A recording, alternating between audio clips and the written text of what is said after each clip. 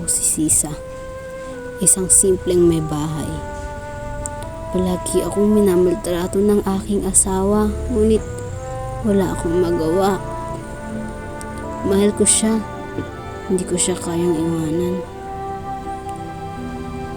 Ngunit natatakot din ako sa kanya. Pero nandiyan naman ang mga anghel ko, sina Crispin at Basilio.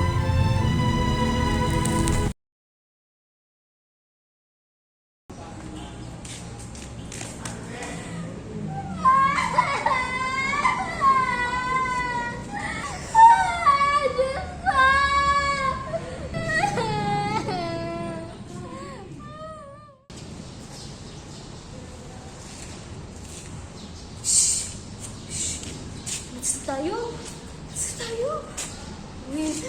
Ngayon ang araw ng mga patay. Mga ilaw na nagliliwanag.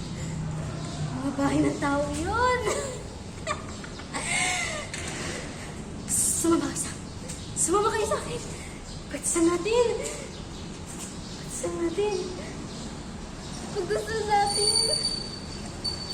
Ang mga anak ko.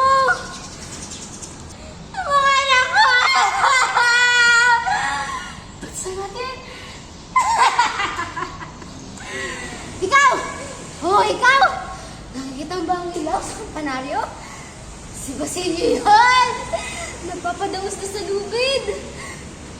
At ang ilaw sa kumbento? Alam mo ba, ha? Alam mo ba kung sino yan? Si Crispin yun! Ang anak ko! Ang bunso ko!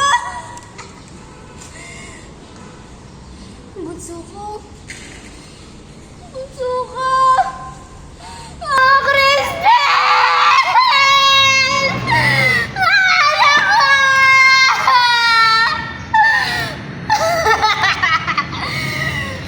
May sakit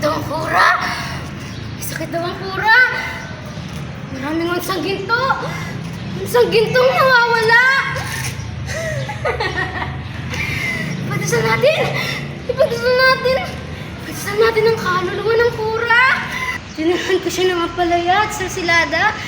Madami kasing gulay sa bakurang ko eh. Basilio! Crispin!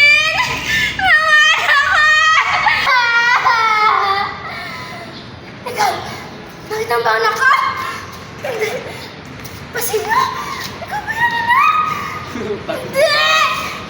Hindi ikaw ang anak ko! Hindi! Hindi!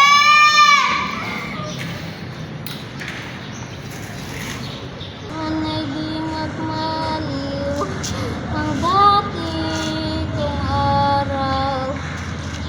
Muntik ang bata sa piling ni nanay. Ayaw ni Donya kung silasyon ang awitin